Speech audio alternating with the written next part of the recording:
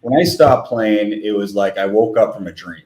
Okay. I had 13 years of a dream of pro hockey, living the life. It was great. And then all of a sudden one morning I had to wake up, make my bed and say, okay, well, what do I need to do today?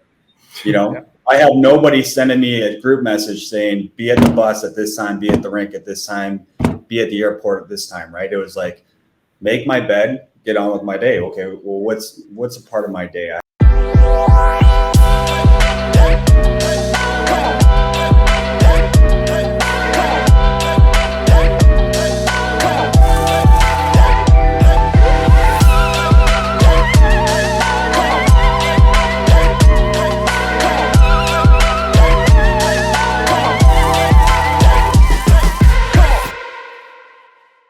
Cool, Tom, Cody, thanks for joining. A little bit of a shout out to everybody. We have Cody Bass today. We'll introduce him second. He's got a very, very great resume going from the locker room to obviously the real estate investing side of it. Different types of real estate. You have land syndication, you have multifamily syndication, etc. Before we get started, Tom, what's going on, brother? Not much. Working from home today. Sorry I'm not seeing your face in the office, but didn't sleep much last night, so that's how I'm not in there today. So yesterday met Tom's daughter for the first time and his wife, which was fantastic. How old's your daughter right now, Tom? She's 6 weeks today. So got a doctor appointment this afternoon, make sure everything's good to go, make sure mom's out of postpartum and rocking and rolling. You have a long road, dude. But, all right, let's get started. Pucks to Properties. Obviously, welcome to Pucks to Properties, our podcast. But also brought to you by REVA Global, which is a real estate investment or real estate virtual assistant company that is out of the Philippines that I own also. And also we have Dorrance Realty and Perch Rock Management. So anyway, purpose of this podcast, Tom, you want to take it away first? Same spiel we say every day. Purpose of the podcast is to give back and chat with guys who are now in real estate, had long careers, went the major junior route, went the college route, played professionally for a good amount of time, and then made the leap into real estate. Every different avenue you could think of, whether you're an agent, whether you're fix and flip, whether you're a buy and hold investor, whatever it is, we're trying to build a platform and a coaching program to help guys make that transition from the locker room into the business world. And, no better than to rely on guys like we have on the show and kind of chat all over the country. Because like we talk about, every market we play in, you could throw a dart at a map and you'll hit a city that, that has a team, has a minor team, an American League team, a coast team. So it's always good to grow and to network and like they always say, people want to work with people they like. So if you could do a deal together, great. We're trying to tap into the NHLPA, the PHPA to maybe put something together over the next 4 or 5 years to where we can actually use this as something to grow. And right now we're just in the beginning stage, and hopefully it becomes something pretty big and special that helps guys. Yeah, in the show, there's life after the sport, because a lot of us get caught up into our daily routine, right? We don't look at what's after the sport. I know, Cody, you have an incredible story that we'll hear about in a second, but I know, all three of us went through a little, we call it a lull, we could call it depression, whatever it is, but knowing where to find that next family, which our locker room used to be our family, now finding it outside is very difficult. So just letting everybody know there is life after the sport of hockey. So this is the other purpose of why we do this, to make sure that everyone is aware of that. But Cody, Nashville, that's where you live now. You came from Canada. So first of all, thank you obviously for joining our podcast. Really appreciate it. You have an incredible career looking at hockey DB, starting all the way in, I think your first pro game was in 2004 with Bingo. Good old Binghamton, and then going all the way to 2019. So you have NHL, AHL experience. How many games? 75 in the NHL? 75, but about 350 on roster. If I miss half my career to injuries with concussions and surgeries, but I'll take the paychecks when there. That's for sure. That's great. That's a 75 plus 300 more than me. So that's good. I had one exhibition game. I could brag. I got 1 point a game, so that's good. 1 point a game back at the where was it? It was back in Georgia over there. So anyway, Atlanta.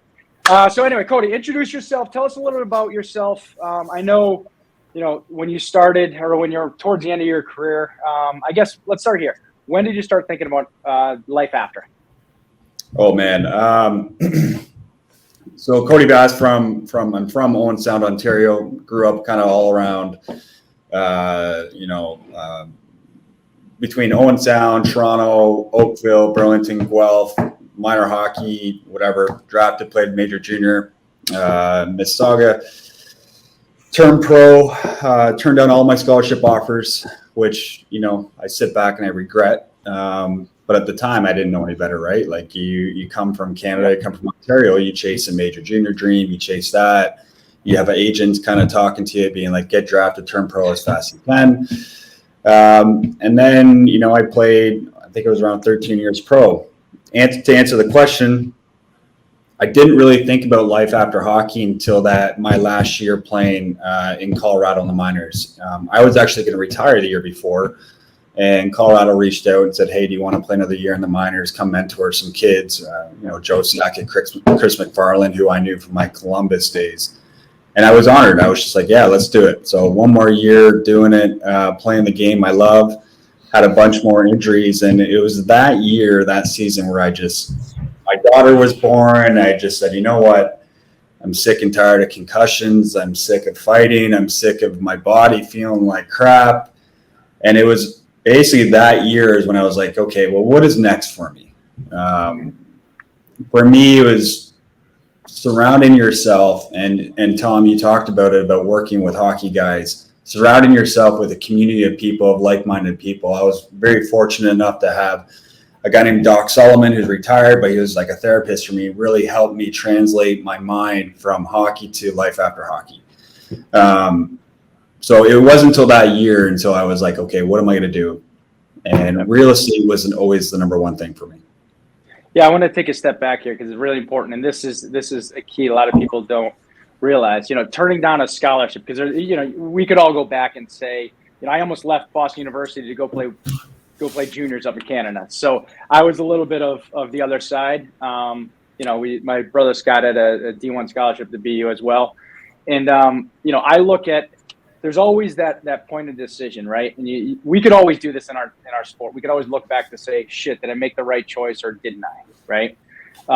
You look at, if you would have done the scholarship route, how do you think that would have helped you differently today, or do you even think it would have?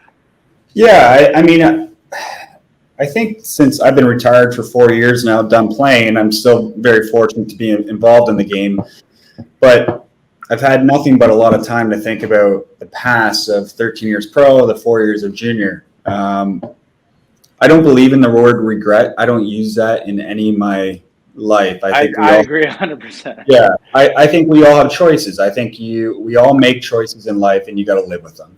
You live with the consequences or whatnot. But the word regret is stupid. I made a decision to play major junior. I got drafted first round to Mississauga at the time, and I came from a family that wasn't an educated family. So, chasing the dream of going to taking a scholarship, which you still need money to live. You still need a family to support you and all that stuff. I didn't have that. If I could have changed it, would have I, like today? Yeah, I probably would have. I think, having that degree, having that paper, going to school, learning some work ethic of the education side of it. I think the game of hockey, if you're good enough, they'll find you. If you're a good enough player and you deserve to play at a pro level, the scouts, the teams, they're going to find you no matter what. So the only benefit I really say is I was able to turn pro at the age of 19 versus turning pro at 22, 23. So I had a couple of years of making money versus going to school. And a lot of junior kids come from a blue collar family, That's right? right. And it's kind of interesting the way we grew up. My father was a framer. He came from Canada, moved down to Connecticut, and his goal was to get us out of the blue collar world into the white collar world, and to get us all scholarships. So it's kind of interesting. So it's our job as parents, I think, now to reframe of what we want our kids to do. So our parents took us here, and I love what you said. There's no regret. And you said idle time. Idle time is the devil's playground. You know what I mean? So it's like you look at that stuff, especially us after you play sports. It's when you think sometimes. How many times you have coaches saying, "Hey, Cody, Hey, Tom, stop thinking. Just play the game. When you think, you screw up. Just play the game. If I tell you how many times, I'd be the richest guy in the world if I told you how many coaches told me that, right? But that's really important. So I think that's a really cool point there. You brought up something else, and Tom, I know you have a bunch of questions here. And I think this is important because you brought up therapist, right? And we could reframe the name of a therapist, could be a coach, a mentor, whatever it is, right?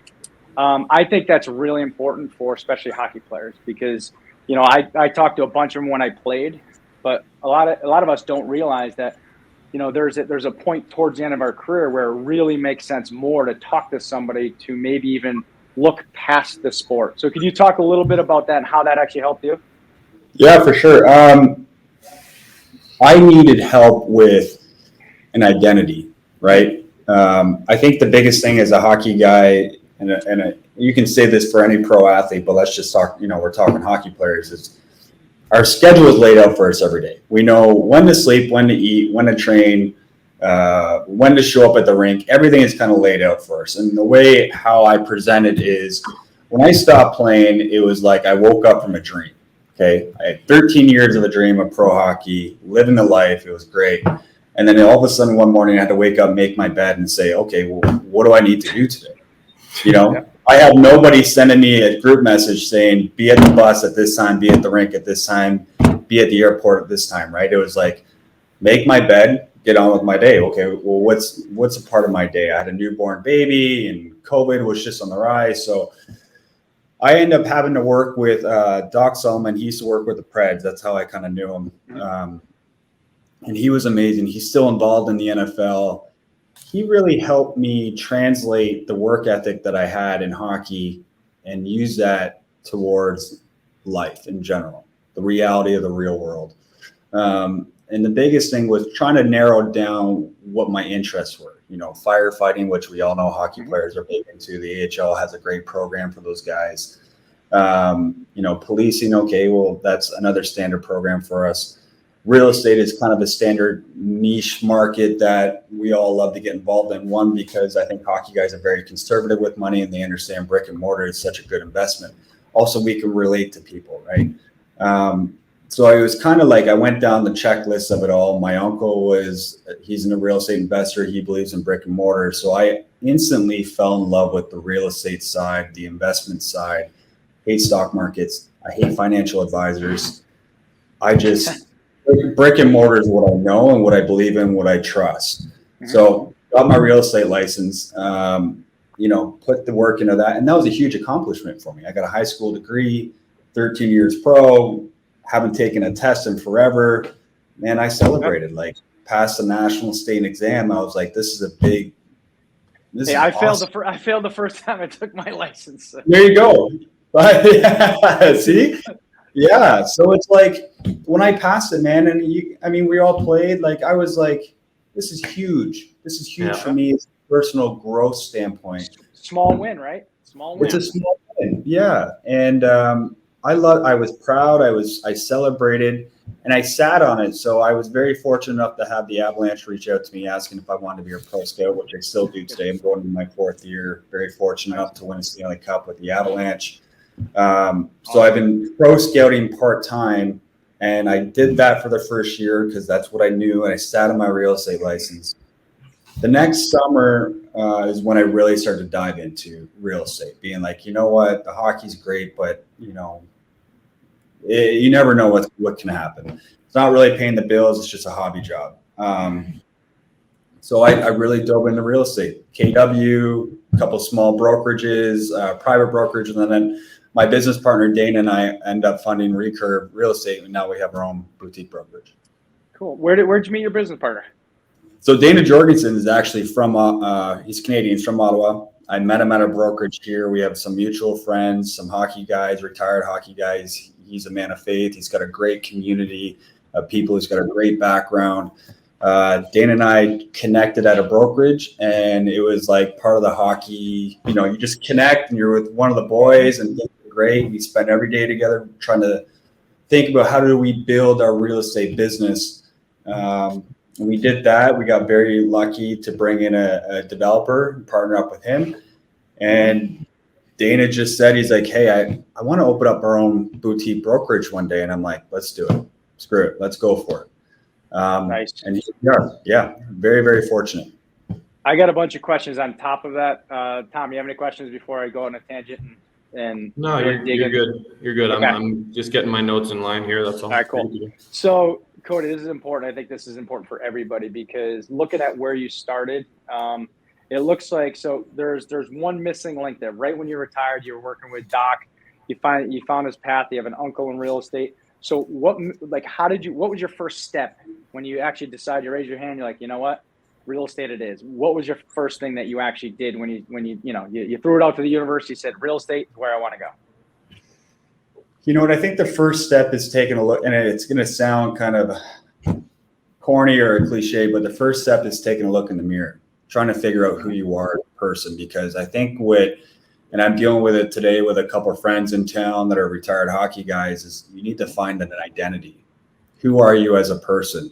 You know, the identity of a hockey guy, of let's say a guy that fought for a living, or it's that life is gone. You need to recreate yourself and really figure out who you are as a person. So I did a lot of soul searching, and I did a lot of talking, trying to figure out, what do I enjoy? Who am I? And I had to learn to open myself up a little bit more. I mean, we all know when you're a hockey player and you're chasing the dream of living in the NHL, you're tunnel vision, right? Like, you're just chasing it. You're like this, everything else, any roadblock, you're going through it. If you're in my way, you're in my way of path to progress of playing the NHL. So I had to really open myself up to a community of people, and I had to lean on people, and I had to listen to people. So I did that first.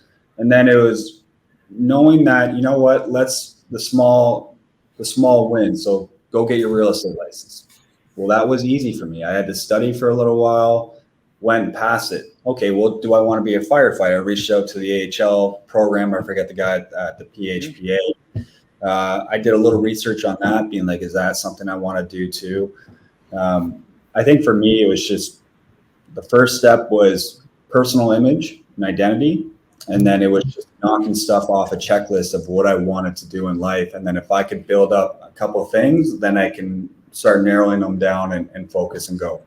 So let me add to that, because this is giving me chills, to be honest with you, Cody. Like, this is hitting every freaking button that, like, I went through in Tom. Not even about real estate at this point. No, forget it. It's so, number one, this is important. So anyone listening to this, you got to take notes on this one. Number one, find identity. And what you did incredible was there's a process that goes on and this is the very difficult process. But what you did is you reached out to your network, right? In the PHPA, you went down firefighter, real estate, probably a bunch of other ones. That's and right. Then you finally went to small, and you also then went to small wins, which you decided it was real estate, and then the small wins was license first. One thing I want to ask you, because this is important. What did you do to make money, or what did you do within that time to feed your family? Because this is a huge one for me. When I retired, I was like, all right, shit, my wife was working, but how do you feed your family within that time? Because now this is an important one for everyone that played the sport. I go back to, I was fortunate and blessed to have some savings in the bank with my career that I had. I worked with a couple of financial planners through RBC Wealth Management, fired them. I had some money in the stock market, fired them.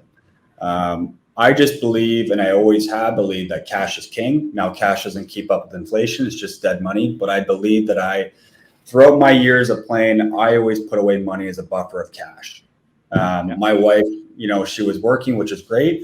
But I always had a little bit of buffer. Everyone's like, if you speak to a financial advisor, a financial planner, okay, well, you need a 6-month buffer and let's invest the rest of your money. No. I don't believe that. I had a 2-year buffer. So I had enough money that I knew where I was at.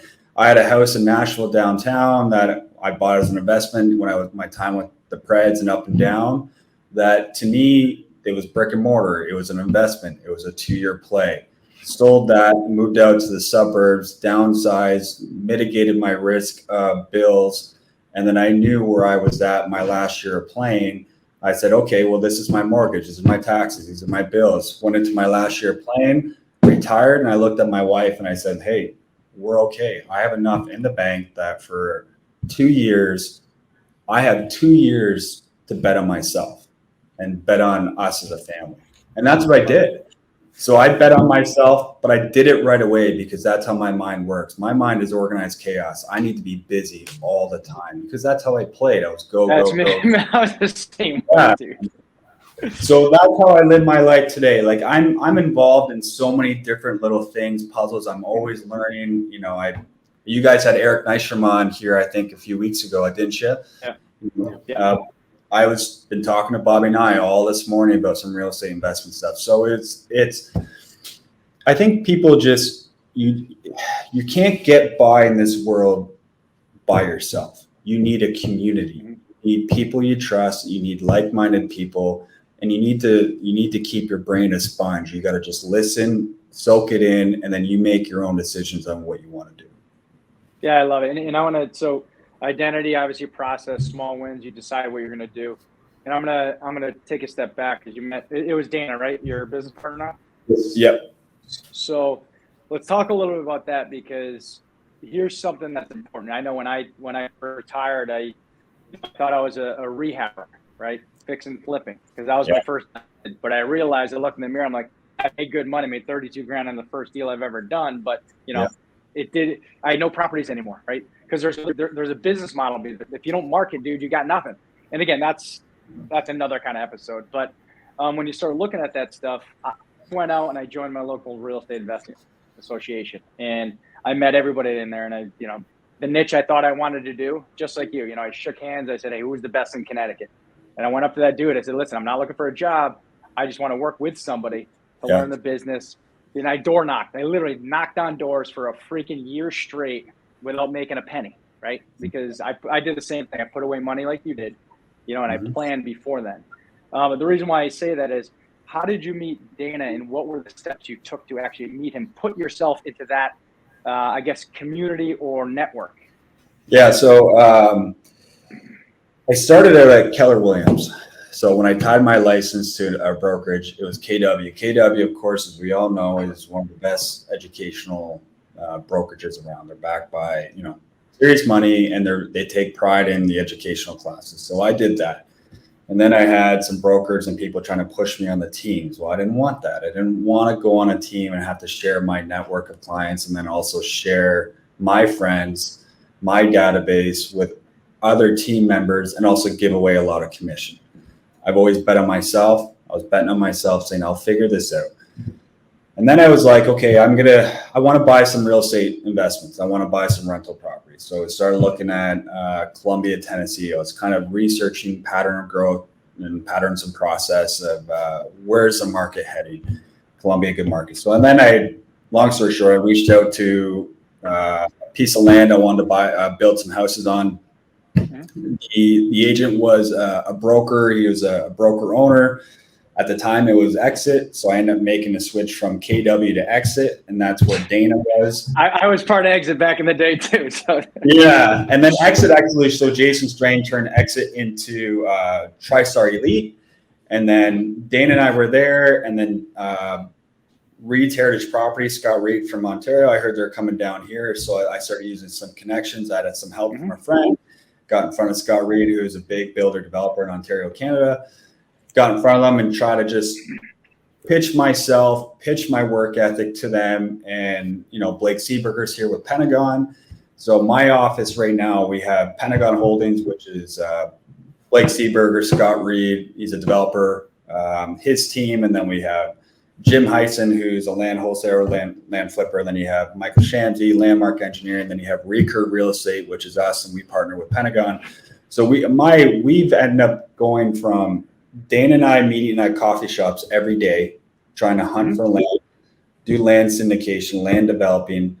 And when I sit here and tell you, every single day, Dana and I sat for 6 to 8 months at the White Bison at a Shell gas station, because it was a local area, and we would sit in there for 6 hours a day. And we would land hunt, we would sell our business, we would work on marketing plans, we discuss the future. And it was like, our wives could tell you, like, they would come over and be like, what are you guys doing here? We're like, it just works for us. This is our dude, wasn't it awesome? Dude, that was like I loved it. Yeah. I loved it because it was blue collar. And then all of a sudden Dana's just like, Cody, I want to open up a real estate brokerage. And I said, let's do it. So we hired Risha. Risha is part of our team. She's an amazing woman. She helped us build Recurve. We branded and marketed, got it all done. And here we are. We're a year and a half into it, and we couldn't be happier. So things are going. An important part too. And so it looks like you started with the idea. Well, first of all, you started with where you wanted to go, your path, right? And then you had a 2-year plan of financials with you and your family, right? Say, okay, I can last for 2 years. So now you do have a gun to your head. You have a 2-year gun to your head, right? And for us hockey players, this is the way we always operate the best, right? Put us in a corner, dude. We're going to scrap and win. Like, this is why I love the mentality. Tom fights his ass off, right? He's incredible in our office every single day. Just the work ethic. It's kind of like a golden retriever with a tennis ball. You throw it in the road. Guess what? We're going after him. We don't see the cars. We're going to get that freaking ball, right? So, and I know you have some questions there, Tom, but and I have some more stuff I want to actually talk about. Actually, let me keep going on this, Tom. Sorry to interrupt you. I had a bunch of Dunkin' Donuts coffee this morning, so I'm still rolling. I know. I didn't use my gift card yet. I got it from Paul yesterday. Hey, big win last week. Big win, Tom. Big win. But you have a bunch of stuff inside your office, right? And this is part of the networking and building teams. You have a bunch of different team members. You said Pentagon Holdings. You have a land flipper. You have, I think you said, a couple other individuals. How does that work inside your office? Because I have the same. I live by the same kind of thought process that you do. You know what? Sharing is way better than making everything yourself, right? If you make a small piece of something, you're going to win in the end, right? A lot of people just think, they have scarcity mentality where they say, all right, well, if I give somebody something, I'm going to lose in the end. It's the total opposite. So how do you, in your office, how does that work? Because you have a bunch of different stuff going on. A little bit of something's better than nothing at all, right? So we have an exclusive with our developer with Pentagon Holdings, but we also, Jim Heisen, he's in our office. He's been doing this for 30 years with land wholesaling. So he's almost like a little bit of a mentor. But Dan and I, in the past, let's say 2 years of real estate, we've gotten a 10, 12-year education. So we're so far ahead of the game for where we were, I guess you could say where we started. The office is great. I mean, our agents that we hire, characters, everything, community, faith, family, like we believe that the hard part with working for me at KW, and this is my own personal experience, was it was so big and I had a hard time understanding who I could trust with clients and deals and this and that. And so I struggled with it. The biggest thing that we built Recurve on was trust and community I want our agents to come sit at a round table and say, I have this, or Cody, I have this. How do I work on this? We have Jack Costigan, who's handling a couple of the Preds guys. He's friends with them. Awesome. Jack, how can I help you build that? You're friends with these guys, hockey background. He's killing it. He's doing very, very well with them. They trust him. Awesome. So we're trying to figure out how can we help grow as people, but have that trust and security in our office. So I would hope our agents would say that they feel that way. The office as a whole, I walk down, I can knock on anybody's door, I can ask questions, we share deals, we share ideas. Nobody here is cutthroat. Nobody here steps on each other's toes. It's an office of like-minded like-minded individuals that almost have the same goals and the same work ethic. And if we can help each other grow and grow each other's business, it's a win for everybody. So this is another one, and this is kind of a business question because, like-minded people, that has to do with hiring. But I'll get to that one in a second because hiring is important to make sure you have the culture that you want. It sounds like Recurve is huge on core values. You brought up a couple of times: character, community, faith, trust, and security. Right. So, and I don't know what your core values are. They may be exactly what those are. Right? Yeah. So I think that's important for everyone listening too. When you're going from the locker room to building a real estate company, it does start on core values. Could you touch a little bit about that? Because, you brought that up a number of times. Yeah, it does. There's nothing, and we all know there's nothing better than showing up, coming into the locker room, what is said in the room stays in the room, what happened. You know what I mean? Those are huge values to us as individuals. And when we had that, and Dana was part of the music industry. Very, very, very cutthroat business, right? Like we think the hockey and athlete world and sports is cutthroat. The music industry is crazy. So, I mean, he got sick and tired of that industry, and he was a songwriter, singer, and he still does that on the side of churches and stuff. But we just hit a point where it was just a matter of how do we take what we know and translate it to life. And for me and how I run my business and actually live my life is I trust everybody. I'm going to trust you. I'm going to trust you, Tom. I'm going to trust everybody. When you break that trust with me, it's almost done. To a fault, right? Almost to a fault. And I get burned. We all get burned. That's life. Yep. It happens. But I am who I am. I love meeting people. I love helping people. The older I get real good satisfaction of watching individuals succeed and grow. I wasn't like that when I was playing. It was all about me. It was all about my goals, playing in the NHL, putting food on my table. Now it's different.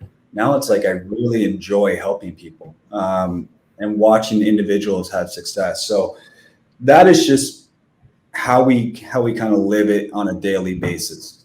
If that makes sense. That makes perfect sense, because it's interesting. It's, as you grow as an individual, right, those things change. You go from being selfish to almost being a mentor coach, which is important. I mean, think about this. The reason why they brought you back that last year, because they're like, hey, guess what?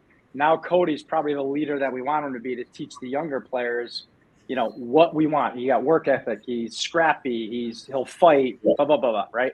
So that's the importance of being a leader on that side of it. So, Tom, I know you got a bunch of questions. I'm kind of monopolizing this. So no, I mean, listen, this, like, I just texted you. This is the best episode we've had so far, and I'm just sitting here and I'm thinking, I'm listening to Cody's story and learning a lot about him as a person, not even a hockey player anymore. Because I mean, I'm 86 birth year. You're 86, 87. 87. Yeah. So like, this is a name from my draft class that, like, I always knew. I always heard of him. I crossed him in a hallway like one day with a huge black eye. I was like, that guy's fucking crazy. But it's one of those things where, like, you build up a reputation and you become an identity in the hockey world, and you hear things about guys all over the league, whether it be the Coast, the American League, the NHL, and then you actually have an opportunity to talk with people like this and learn about them as a person and what they've become and how they've transitioned, and everything that he just talked about. I kind of can relate to, because you're so selfish for so long, and it's all about you, and it's everything. And you have to be, and you have to be for a lot of us. I mean, a lot of us have to. And the second, like, I remember, like, the day I met my wife, and I knew that, this was something I wanted. Like, I wanted to be with her, and this, that, and the other thing. And now my daughter's here, and you just become so. It's like, I don't matter at all anymore. Like, I don't even care about me anymore, to the point where, like, I look at my playing career, and obviously I didn't play in the NHL, but I played, at a high enough level to kind of understand where, if I don't do something, someone's going to take my job. If I don't stand out in some way, some shape or form, I'm not a point guy. So, and I'm not the biggest guy. I'm not a power forward. I just have to be a rat out there to kind of, and that's how I kept the job for so many years. And I was just a prick to play against. And it was just one of those things where I did whatever I can to survive. And now it's at a point, like, when I come to the office every day, when I hit the phones every day, when I talk with you and I talk with Adam and everybody in the office, it's like going through lead and stuff like that. Like, I want all of them. Because I want to be the best husband and father that I could possibly be, because I want to provide a life for my wife and daughter that, I never had. But Tom, the story's still the same, though. You got to realize it's still the same. But I lived out of a suitcase. I lived a lifestyle for up and down of so many years, to where it's like, this at 35 years old, I finally have stability in my life, to where I'm going to do whatever I can to make sure they're taken care of. And what he was touching on before, like, I'm just going to go through Chris Neal, Ryan Reeves, Nick Tarnasky, Cody McCormick, Cody McLeod, Jared Boll, like, all guys that you've basically gone up against. Like, now you're taking, like, you have to have balls to do that. And it's just one of those things where I could see that you've transitioned that mentality into the business world now. And it's a real special, you know, episode to hear your story and see how you've transitioned. And that's, it's not even about real estate. I mean, it's about real estate, but at the same time, it's about laying out that platform for guys to like know, like there's light at the end of the tunnel. Like, because I remember that whole lost year or 16 months, whatever it was, after I retired or stopped playing because of COVID. And I say this to Bob all the time, like, COVID was the best thing that ever happened to me because it forced me to retire and not hold on for another year and make the transition and better myself and grow and find the identity of who I was going to become. So, hey, Tom, let me add to that real quick. I know, Cody, you'll add to that as well. But so, Tom, I said the wrong thing. I said story. The game's the same. The story changes. That's what I meant to say, because same game. It's the same game. Anyone, when we have people interfering on my deals, like outside sources trying to, you know, we use the term torturous interference, like, fuck you. Like, who are you? Like, you're not going to come in here and try and mess up my deal to take money off my plate. That ain't happening. So, I mean, I have to handle it a little bit differently now. I can't handle it the way I used to. But at the same time, it's still that mentality of kill or be killed. So, Cody, what were you going to say to that? That's why I love it's when I hear Tom speak, I go back to the community of people you surround yourself with. Okay. When I moved out from my home at a young age, and I lived with Stefan Legion, who just won a Mem Cup. Okay. He's an assistant coach there. Stefan Legion and his family, his brothers, his mom and dad. I lived at their home for 5 summers, you know, coming back so I could train in Oakville, so I can be around the people that I needed to be around to succeed. You know, I trained at the gyms at BTNL in Oakville. I skated. I had some dark demons, man. Like Stefan Legion, you look up his story. He's the best man of my wedding. He went through some dark days too. Like, I believe in life that you have to have hard times to grow. I believe that, you know, God has a plan for all of us, and it's just a matter of, when a door slams in your face, what are you going to do? You just going to turn around and walk the other way, or are you going to open the door and attack it again, right? Like, everything for me growing up, I wasn't a skill guy too, Tom. You know, I always had these knocks against me, but I just said, what is the one thing that I can control in my life? And that's how hard I work. Okay. And that's one thing that nobody can ever take from you is, Tom, how much work do you put into your life on a daily basis? How good of a father are you going to be on a daily basis? Kids are me. I never wanted kids. I have a 4-year-old turning 4, a little girl. She's the best thing that ever happened to me. She has taught me to be unselfish. Okay. And when my daughter was born, and I had I went from playing pro, COVID, to stay-at-home dad. My wife works, and I was like, boom, going like dark days of anger. Those are tough. Oh yeah. Yeah. Like, my wife was working every day, and then COVID, and I couldn't go anywhere. And I had a little girl, and I was basically a stay-at-home dad for 6 months until hockey kind of started up again and I could travel. And it was like, I had no release, right? That was the hardest part about the transition, was where do I release this anger? And I still struggle today. So, like, even in our real estate dealings, like, Dana's good cop, I'm bad cop, right? Like, so even with my developer, I come into his office, and if we have a deal or land deal, and I'm just like, man, I just want to freak out. And sometimes my emails come off a little honest and blunt and too harsh. And Dana's like, Cody, just be careful how you word things. It's just who I am. It's our personality. But I've had to learn. Like, I'm still learning every single day about me as a person, what I want. And I think that's the biggest thing is we forget. We call it, you know, my buddy Dalton Prout calls it chasing the carrot. Every day we're chasing the carrot. If you're not chasing the carrot in life, what are you doing? Carrot could be anything. Carrot could be family. Carrot could be money. Carrot could be whatever the heck you want it to be.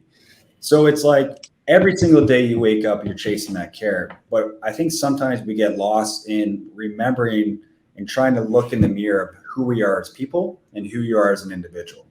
And I think that's one thing I do. You know, I'm 35, and right now I feel like that I'm having a successful career life after hockey. It's real estate, it's commission based, it can change at any moment, but I'm grateful. But every day I have to remember, stop and talk to myself and be like, hey, do I really want to do this? What else in life do I want to do?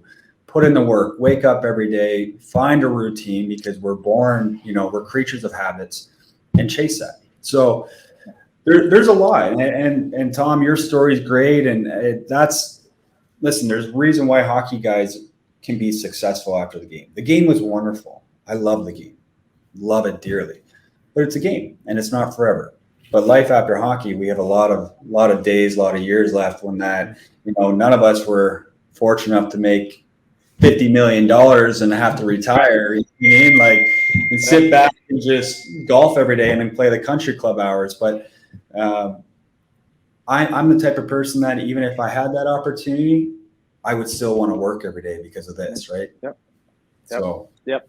And Cody, I just want to add to that. I mean, the things that you just said, you nailed it. This has been, we're winding down. This is, you know, an incredible episode, because everything you touched upon, literally I had chills like 20 times already, because this is, you know, how, for me personally, I went through all of this.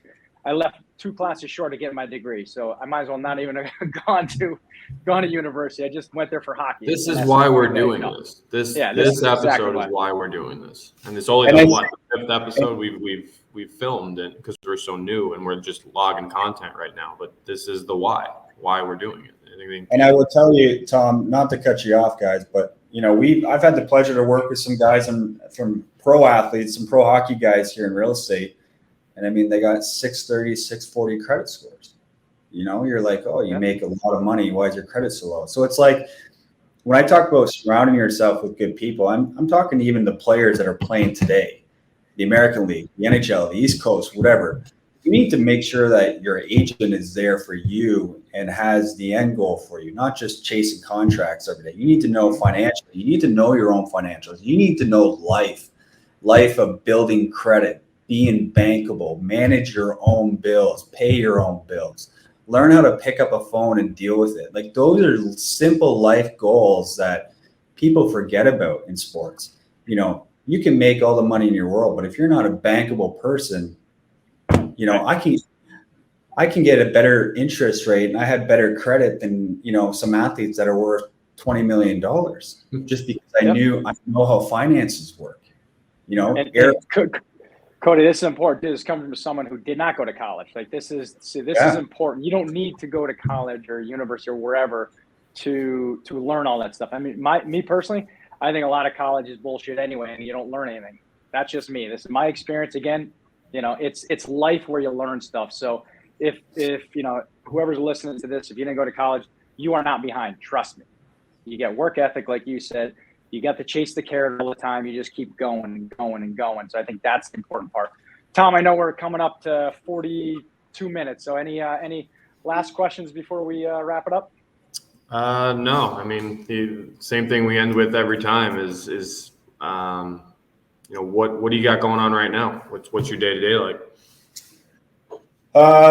This morning was dealing with Eric Nystrom, working on a couple of stuff with him and teaching him about some land syndication stuff. And, you know, Eric is an amazing person because he's very driven, passionate. He loves life after the game. He loves real estate, self-taught. Yes, he went to school, all that stuff. But I mean, he's always every day learning. For me, it's just hockey starts up in September. I'll be back traveling. I got a couple deals we're working on here, some land syndication with our developer. We have some listings and some buyers right now. So I'm trying to manage that in the month of October. I'm actually trying to help some people from Ontario, Canada move down south because Canada is, part of my language, it's a shit show right now. My oldest brother left Montreal, moved to Florida. So trust me, I get it. Sold land in Montreal. Yeah, I tell you right now, I don't have much time, but when I was done playing, I was like, I'm moving back home. I got to rekindle family relationships, go back to Ontario, start a life. Hell no, man. I live in Nashville. I love it here. I love the red state. I love the freedom. I love growth. I will always follow patterns of growth, whether it be economics, business, whatever, real estate. That is what I research on a daily. I follow articles, I talk to people, try to get an understanding. If I have to pick up and move my family to follow, an opportunity of growth, I will do that. That's just, Nashville's great. We have a great real estate market. We have lots of businesses coming here, lots of jobs.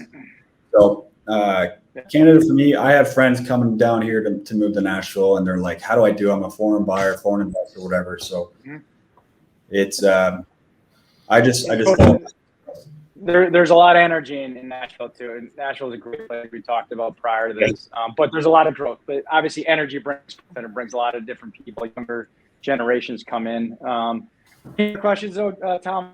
We'll wrap up words. No, I think we're good. It was a great episode. I appreciate the time. Awesome. So just some of the parting words. I just want to, whoever listens to this writes down. Number one, you need to find your identity, because when you're going towards the end of your career, you're right. You nailed it. You got to find your identity, because if you don't find an identity, you'll be catching your tail. That's just very, very important. And if you need help doing it, seek help. There's a lot of people within our community, in the hockey community, that can help you. Call Cody, call me, call Tom.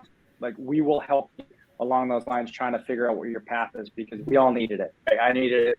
Tom, Cody. We all had help too. So if we could help pass the torch, that's the whole point of this. And once you make that decision, start with small wins. You're not going to win the Stanley Cup right away. You got to start with small wins, right? And whatever the Calder Cup, whatever they call the AHL. What do they call that championship now? Is it Calder Cup? Yeah. Is that what it's called now? All right. I don't know if they changed that because it offended somebody, but all right, that's a different episode right there. A whole different podcast. You can go on about that. So you got small wins, and then set a plan. You did a great job by setting a 2-year plan financially, right? So then if you set that financial plan, you know that you can afford 2 years of working your ass off to get to whatever that is to pay all your bills, right? And then when you do start your company, you gotta base everything around core values. You got character, you got community, you got faith, you got trust, security, and then finally work ethic, and then chasing the carrot. Right? So those are some takeaways that I just want to make sure that we identified here, because Cody, you nailed every friggin' thing. Really appreciate it. Anyone listening to this, also, I'm going to give a plug for you. If anyone looking for a job down in Nashville, contact Cody. If you guys are looking to expand, definitely reach out, because I think that's important to give back. We're hiring here I don't know who the hell wants to go to a blue state, live in Connecticut, but guess what? It is what it is. I'd rather work in Nashville, but we have a pretty company up here in Connecticut as well. So, I love it. Tom, anything else? No, like you said, we appreciate the time and the opportunity to talk with you. And we're breaking into Tennessee soon, aren't we? So maybe we could do a deal together. So, Cody, any parting words on your end? No, I just you guys nailed it. I mean, seek help if you have questions. The hockey world is great. There's a lot of people that are still involved. Adam Hall, he's down in Florida. He's got some investment stuff going on. He's an ex-NHLer that I kind of leaned on a little bit. Came to the PHPA meetings. You don't know until you ask, right? Be a sponge, be open-minded, connect with people, because the world today is community, and it's about who you can connect with and build off of and grow from. So down in Nashville, anybody has questions, just reach out to me, man. I'm willing to help anybody I can.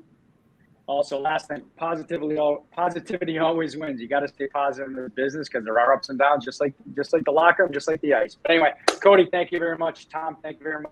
Appreciate everybody. Any questions to anyone? Thanks a lot, everybody.